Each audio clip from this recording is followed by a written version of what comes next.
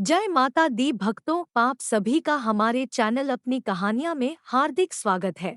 आज शुक्रवार के दिन हम सुनेंगे संतोषी माता की व्रत कथा। एक बुढ़िया थी, उसके 7 बेटे थे। 6 कमाने वाले थे जबकि एक निकम्मा था। बुढ़िया 6 बेटों की रसोई बनाती, भोजन कराती और 7वें बेटे को बाद में उनकी थाली की बची हुई जूठन खिला दिया करती थी। 7वें बेटे की पत्नी इस बात से बड़ी दुखी थी क्योंकि वह बहुत भोला था और ऐसी बातों पर ध्यान नहीं देता था। एक दिन वह पत्नी से बोला, देखो मेरी माँ को मुझ पर कितना प्रेम है। वह बोली, क्यों नहीं, सबका झूठा जो खिलाती है तुमको। वह बोला, ऐसा नहीं हो सकता है। मैं जब तक आंखों से न देख लूं मान नहीं सकता। बहू हंस कर बोली, देख लोगे तब तो मानोगे। कुछ दिन बाद त्योहार आया। घर में 7 प्रकार के भोजन और चूरमे के लड्डू बने। वह जांचने को सिर दुखने का बहाना कर पतला वस्त्र सिर पर ओढ़े रसोई घर में सो गया। वह कपड़े में से सब देखता रहा। 6 भाई भोजन करने आए। उसने देखा, माँ ने उनके लिए सुंदर आसन बिछा नाना प्रकार की रसोई परोसी और आग्रह करके उन्हें जमाया। वह देखता रहा। 6 भोजन करके उठे तब माँ ने उनकी झूठी थालियों में से लड्डुओं के टुकड़े उठाकर एक लड्डू बनाया। जूठन साफ कर बुढ़िया माँ ने उसे पुकारा, बेटा 6 भाई भोजन कर गए, अब तू ही बाकी है, उठ तू कब खाएगा। वह कहने लगा, माँ मुझे भोजन नहीं करना, मैं अब परदेश जा रहा हूँ। माँ ने कहा, कल जाता तो आज चला जा। वह बोला, हाँ आज ही जा रहा हूँ। यह कहकर वह घर से निकल गया। चलते समय उसे एवं पत्नी की याद आ गई। वह गौशाला में कंडे थाप रही थी। वह वहां जाकर बोला, हम जावे परदेश आवेंगे कुछ काल, तुम रहियो संतोष से धर्म आपनो पाल। वह बोली, जाओ पिया आनंद से हमारो सोच हटाए, राम भरोसे हम रहें ईश्वर तुम्हें सहाय। दो निशानी आपन देख धरू में धीर, सुधी मति हमारी बिसारी और रखियो मन गंभीर। वह बोला, मेरे पास तो कुछ नहीं, यह अंगूठी है, सो ले और अपनी कुछ निशानी मुझे दे। वह बोली, मेरे पास क्या है, यह गोबर भरा हाथ है। यह कहकर उसकी पीठ पर गोबर के हाथ की थाप मार दी। वह चल दिया। चलते चलते दूर देश पहुंचा। वहां एक साहूकार की दुकान थी। वहां जाकर कहने लगा, भाई मुझे नौकरी पर रख लो। साहूकार को नौकर की जरूरत थी। वह बोला, कल से नौकरी पे आ जाना। लड़के ने पूछा, तनख्वाह क्या दोगे। साहूकार ने कहा, काम देख कर दाम मिलेंगे। साहूकार की नौकरी मिली। वह सुबह 7 बजे से 10 बजे तक नौकरी बजाने लगा। कुछ दिनों में दुकान का सारा लेन देन, हिसाब किताब, ग्राहकों को माल बेचना सारा काम करने लगा। साहूकार के 7-8 नौकर थे। वे सब चक्कर खाने लगे, यह तो बहुत होशियार बन गया। सेठ ने भी काम देखा और 3 महीने में ही उसे आधे मुनाफे का हिस्सेदार बना लिया। वह कुछ वर्ष में ही नामी सेठ बन गया और मालिक सारा कारोबार छोड़कर चला गया। इधर उसकी पत्नी को सास ससुर दुख देने लगे। सारी गृहस्थी का काम करा के उसे लकड़ी लेने जंगल में भेजते। इस बीच घर के आटे से जो भूसी निकलती उसकी रोटी बनाकर रख दी जाती और फूटे नारियल की नारेली में पानी पीने को दिया करते थे। एक दिन वह लकड़ी लेने जा रही थी। रास्ते में बहुत सी स्त्रियां संतोषी माता का व्रत करती दिखाई दी। वह वहां खड़ी होकर कथा सुनने लगी और पूछा, बहनों तुम किस देवता का व्रत करती हो और उसके करने से क्या फल मिलता है। यदि तुम इस व्रत का विधान मुझे समझा दोगी तो मैं तुम्हारा बड़ा एहसान मानूंगी। तब उनमें से एक स्त्री बोली, सुनो, यह संतोषी माता का व्रत है। इसके करने से निर्धनता दरिद्रता का नाश होता है और जो कुछ मन में कामना हो सब संतोषी माता की कृपा से पूरी होती है। तब उसने उससे व्रत की विधि पूछी। वह भक्तिनी स्त्री बोली, 1.25 आने का गुड़ चना लेना, इच्छा हो तो 5.25 आने का लेना या 1.25 रुपए का भी सहूलियत के अनुसार लाना। बिना परेशानी और श्रद्धा व प्रेम से जितना भी बन पड़े सवाया लेना। प्रत्येक शुक्रवार को निराहार रहकर कथा सुनना, इसके बीच क्रम टूटे नहीं, लगातार नियम पालन करना। सुनने वाला कोई न मिले तो घी का दीपक जला उसके आगे या जल के पात्र को सामने रख कर कथा कहना। जब तक कार्य सिद्ध न हो नियम का पालन करना और कार्य सिद्ध हो जाने पर व्रत का उद्यापन करना, बीच में नहीं। उद्यापन में 2.5 सेर आटे का खाजा तथा इसी परिमाण से खीर तथा चने का साग करना। 8 लड़कों को भोजन कराना, जहाँ तक मिले देवर जेठ भाई बंधु के हों, न मिले तो रिश्तेदारों और पास पड़ोसियों को बुलाना। उन्हें भोजन करा यथाशक्ति दक्षिणा दे माता का नियम पूरा करना। उस दिन घर में खटाई न खाना। यह सुनकर बुढ़िया के लड़के की बहू वहां से चली गई। उसने रास्ते में लकड़ी के बोझ को बेच दिया और उन पैसों से गुड़चना ले माता के व्रत की तैयारी कर आगे चली और सामने मंदिर देखकर पूछने लगी, यह मंदिर किसका है? वहां सब कहने लगे, संतोषी माता का मंदिर है।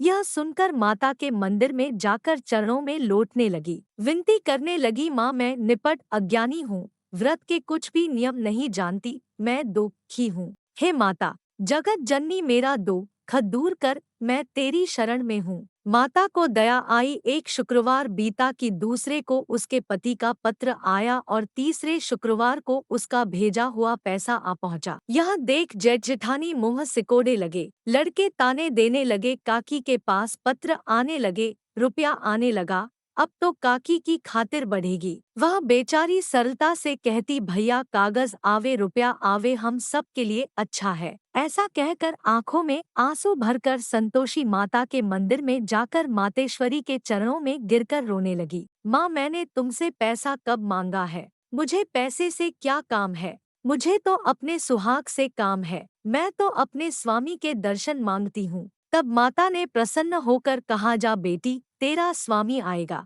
यह सुनकर खुशी से बावली होकर घर में जा काम करने लगी। अब संतोषी माँ विचार करने लगी, इस भोली पुत्री को मैंने कह तो दिया कि तेरा पति आएगा, लेकिन कैसे? वह तो इसे स्वप्न में भी याद नहीं करता। उसे याद दिलाने को मुझे ही जाना पड़ेगा। इस तरह संतोषी माता उस बुढ़िया के बेटे के स्वप्न में प्रकट होकर कहने लगी, साहूकार के बेटे, सो रहा है या जाग रहा है? वह कहने लगा, माता सोता भी नहीं जाता भी नहीं हूँ, कहो क्या आ गया है? माँ कहने लगी, तेरे घर बार कुछ है कि नहीं? वह बोला, मेरे पास सब कुछ है, माँ बाप है, बहू है, क्या कमी है? माँ बोली, पुत्र तेरी बहू घोर कष्ट उठा रही है, तेरे माँ बाप उसे परेशानी दे रहे हैं, वह तेरे लिए तरस रही है, तू उसकी सुध ले। वह बोला, हाँ माता जी, यह तो मालूम है, परंतु जाऊं तो कैसे?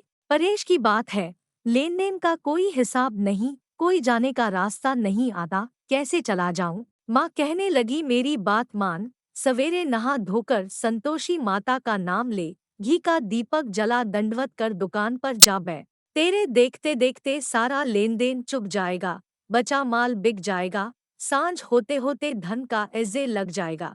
माँ की बात मानकर वह नहा धोकर संतोषी माता को दंडवत कर घी का दीपक जला दुकान पर जा बैठा। थोड़ी देर में देने वाले रुपया लाने लगे, लेने वाले हिसाब लेने लगे। कोठे में भरे सामान के खरीदार नकद पैसे देकर दाम दे माल लेने लगे। शाम तक धन का भारी ठेर लग गया। मन में माता का नाम ले और उसका चमत्कार देखकर प्रसन्न हो घर ले जाने के वास्ते गहना कपड़ा सामान खरीदने लगा और काम से निपट तुरंत घर को रवाना हुआ।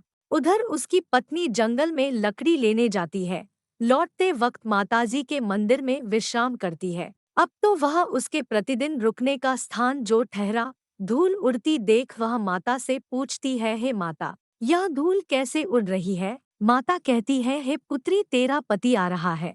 अब तू ऐसा कर, लकड़ियों के 3 बोझ बना ले, एक नदी के किनारे रख और दूसरा मेरे मंदिर पर व तीसरा अपने सिर पर। तेरे पति को लकड़ियों का गट्ठर देख मोह पैदा होगा, वह यहाँ रुकेगा, नाश्ता पानी खाकर माँ से मिलने जाएगा।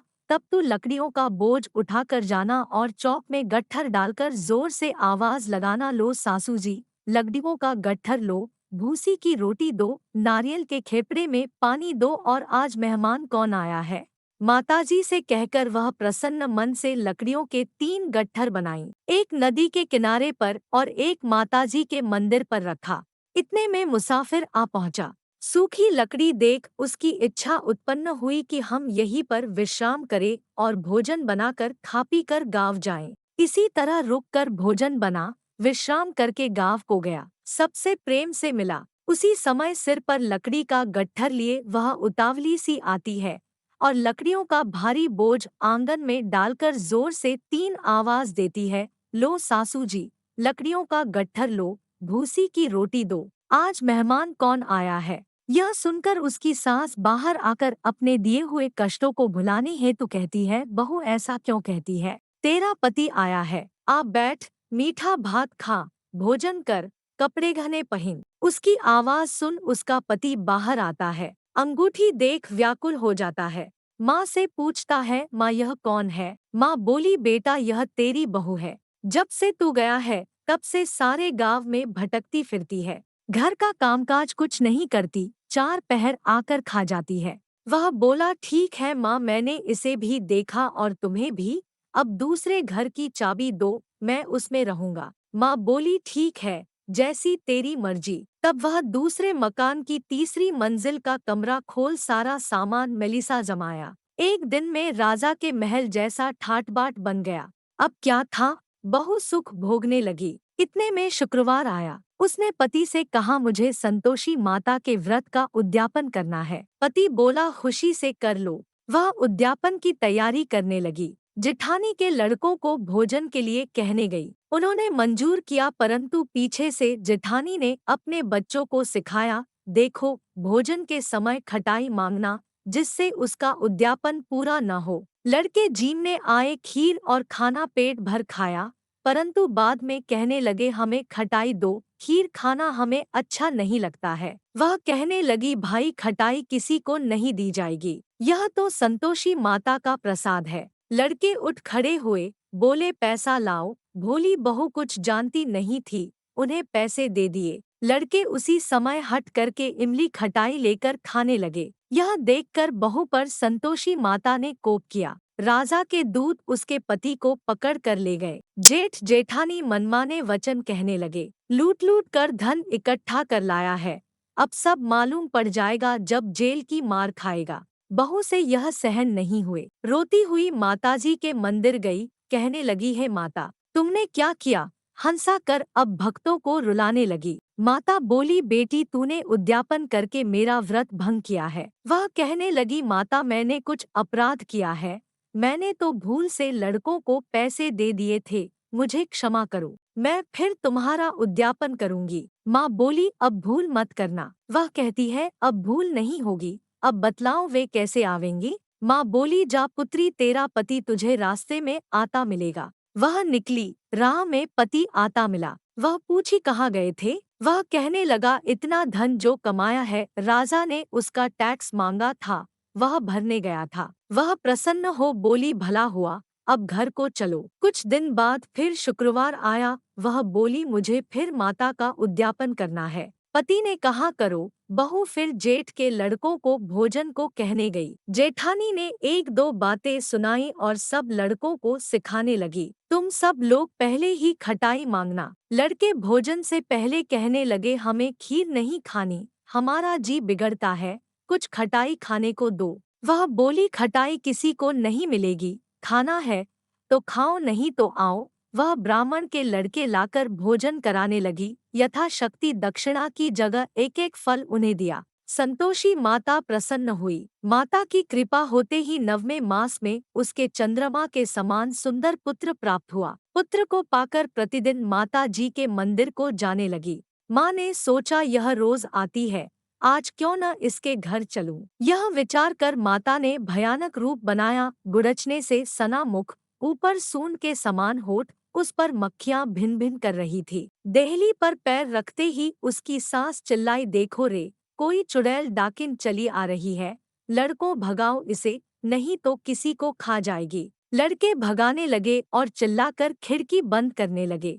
बहू रोशनदान में से देख रही थी। प्रसन्नता से पगली बन चिल्लाने लगी, आज मेरी माता जी मेरे घर आई है, वह बच्चे को दूध पीने से हटाती है। इतने में सास का क्रोध फट पड़ा। वह बोली, क्या उतावली हुई है, बच्चे को पटक दिया। इतने में माँ के प्रताप से लड़के ही लड़के नजर आने लगे। वह बोली, माँ मैं जिसका व्रत करती हूँ, यह वही संतोषी माता है। सबने माता जी के चरण पकड़ लिए और विनती कर कहने लगे, हे माता, हम मूर्ख हैं, अज्ञानी हैं, तुम्हारे व्रत की विधि हम नहीं जानते, व्रत भंग कर हमने बड़ा अपराध किया है, जग माता आप हमारा अपराध क्षमा करो। इस प्रकार माता प्रसन्न हुई। बहू को प्रसन्न हो माता ने जैसा फल दिया, वैसा फल माता सबको दे, जो पढ़े उसका मनोरथ पूर्ण हो। बोलो संतोषी माता की जय।